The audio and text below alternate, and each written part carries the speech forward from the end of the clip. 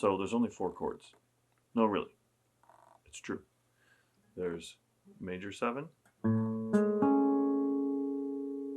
dominant 7,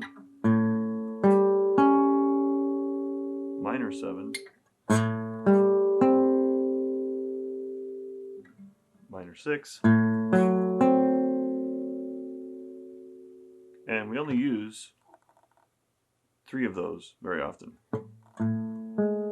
We use major quite often, major 7, we use dominant 7 very often, and we use minor 7. I do minor 7 that way because I can bar with that finger, but if you can't bar with that finger, you can put a finger on it, or however is most convenient, or you can just do this. And if you're picking with just the thumb and the fingers,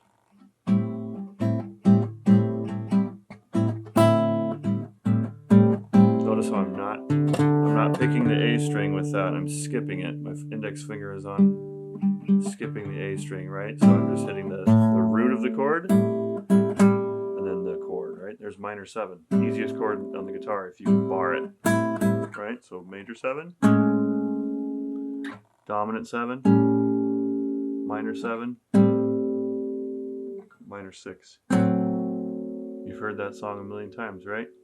How do we find it? Here's how we find it. So if this is our root, we're just going to play a major scale up and count them and give them a number. So 1, 2, 3, 4, 5, 6, 7, 8. A major 7 is a major chord off of a major scale. So we have the 1, we want the third, so 1, 2, 3. And then we want the 7 because the third and the 7 are the guide tones. We don't care about the 5th. We kind of don't, if we have a bass player, we don't even care about the root. All we really care about is what are called the guide tones, which are the root, the third, and the 7. Sorry, not the root, just the third and the 7. So 1, 2, 3, 4, 5, 6, 7. Okay, so I've got the third here and the 7 here. Okay, and in this key, we're in the key of A. So this is our C sharp, and this is our G sharp. C sharp and G sharp. This happens to be the third and the 7 of A. Let's move it up to our B flat, which was where we are most of the time with our horn section. So we have this shape. You can either do it 1, 3, 7, but I find that's a little muddy of a voicing. It's too muddy. It's cool, usable, but too muddy for everyday use. So I move this third up an octave. So here's an octave, right? That third is now up an octave. So here's my B flat, and here's my third. I have my 1 and my 3. Okay, here's my 1 from the chord. 1, 2, 3, 4, 5, 6. 1, 2, 3, 4, 5, 6, 7, 8. So there's my 7, and there's my 3. There's my 1. And I want to move my 3 up an octave. Hey, look, that's right above my 7. That's right next to my 7. Right? So I have my 1, my 7, and my 3 right there. And that's how we get the 6-string root, major 7 chord, okay? And this is on a B flat. So notice how, if I learn this shape, and I know what note my index finger is on, I can transpose this chord to any key I want. So this major 7 chord, right now I'm playing B flat major 7, but hey, what if I wanted to play C major 7? Well, here's a B flat, here's a C major 7. How do I find that? So here's how we do it. We memorize just the 6-string notes. We memorize just the 6 strings. So we don't memorize anything else. We memorize some shapes. So we've memorized that major 7 shape. We've memorized that dominant 7 shape.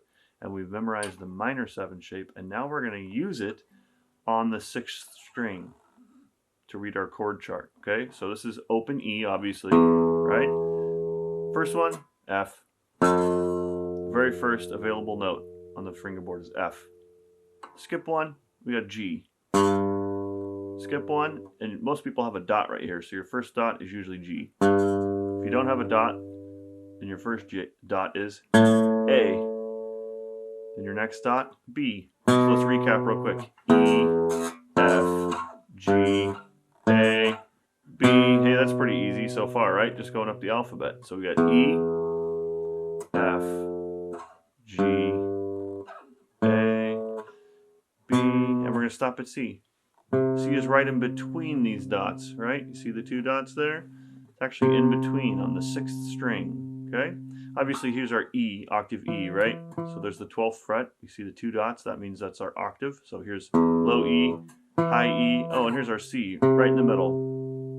So we've just knocked out a bunch of different notes. E, F, G, A, B, C. Practice that a few times and say the notes while you do it, and then you'll get it. It'll come quick. So think about E, F, G, A, B, C. So it's kind of like follow the dots, then don't follow the dots. 2 spaces, 2 spaces, 2 spaces, and then 1 space at the end, right? So here's what we can do. We can take that major 7 chord that we learned, or the dominant 7 chord, right? Here's our major 7 chord, and I can put my finger on the root, F. There's F major 7. Okay, I just learned my root was G here, so now I can do G major 7. Anytime I see a G major 7, hey, it's right there. It's always going to be G major 7. I'm going to move that up to my A, right? I learned that was A, so I put my 2 fingers on there for my 3rd and my 7. There's my major 7, A major 7. Okay, here's my B, right? We just learned that was E, F, G, A, B. Okay, and I'm going to put my 3rd and my 7 on there. B major 7. Notice how when I'm picking, if I'm using fingers, I'm just playing the bass note with my thumb, and I'm playing the 2 notes, playing those 3rd and 7s just with my fingers. That's it. I'm just playing those 3 notes. I'm not playing anything extra. I'm not strumming it. See, if I strummed it, it would sound awful. It would sound all those loose strings would be vibrating. But I'm just playing the strings I'm covering. And that's what I've been doing this whole time. You can do it with a pick. I'm less good at it with a pick, but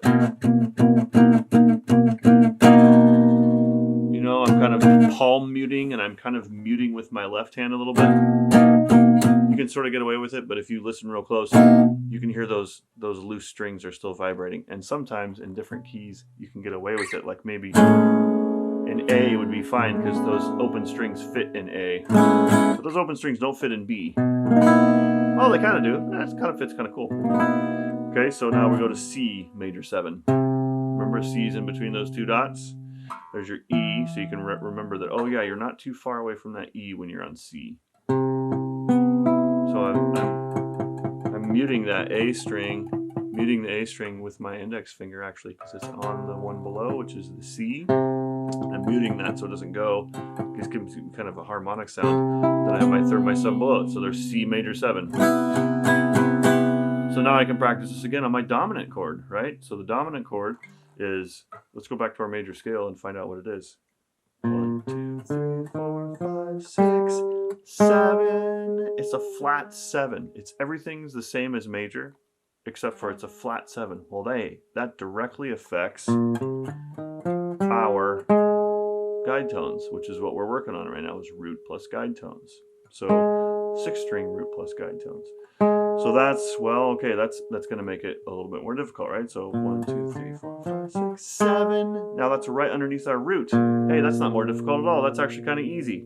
Now remember, I had my 3rd here before, and I didn't like it there because it's kind of muddy. And in this case, it's kind of cool. You want to know it. You want to know that shape, but this is already the shape you know up here. You already know the shape, and you can use it down here too.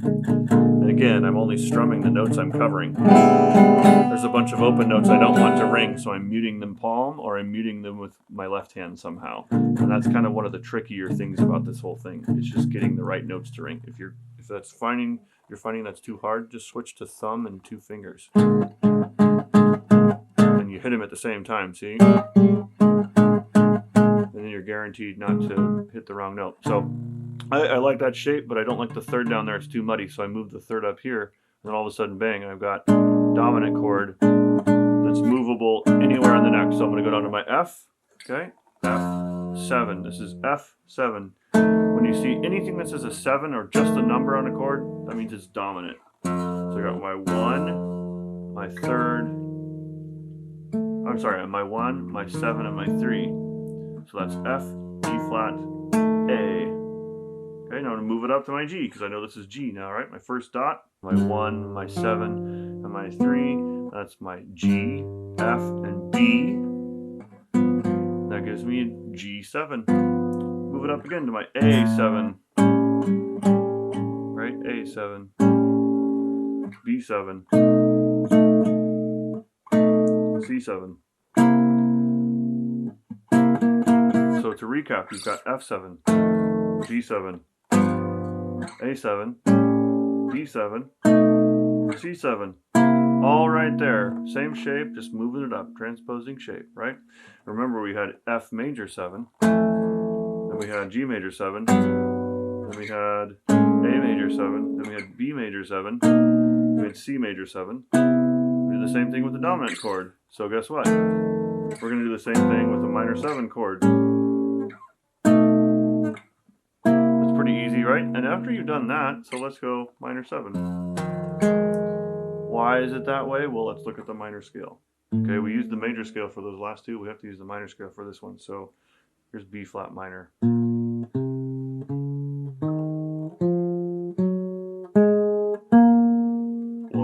2, 3. Let's try it over here. 1, 2, 3, 4, 5, 6, 7, 8. Maybe it's easier to see that way. 8. I'm trying to sing along again. 1, 2, 3, 4, 5, 6, 7, 8. It's called an extended position. I'm actually technically here, but I'm extending back here to grab two of those notes, which are these ones. The third, which I need for my chord. There's the 5, 6, 7. So the third and the 7 are right there. Okay, there's space this far apart, and there's my root. So again, I don't like the third down here. It's too muddy. So I move it up an octave. Hey, look, it's right underneath my root. So bang, minor 7, super easy to do. Remember we talked about earlier, I could bar here and just pluck the 3 strings I want, which is a root, 7, and 3. Okay, that's all I need, root 7 and 3. And it'll sound like jazz, right? So let's take that from F. This is a little hard to bar, so I sometimes do this because down at F it's really hard to bar, right? So there's F minor 7, G minor 7 first dot, A minor 7, B minor 7, C minor 7, right? Okay, so and then there's your octave, there's E minor 7 again. E minor 7 up there. Cool? Alright, so we've got E, F, G, A, B, C. Just memorize those notes. Memorize where they are in your neck, okay? And then you can put all of those chord shapes to it. And guess what? How many songs you can do just from learning that? Probably a billion songs you can do just from learning those 3 chord shapes and learning where those notes are on the neck, okay? And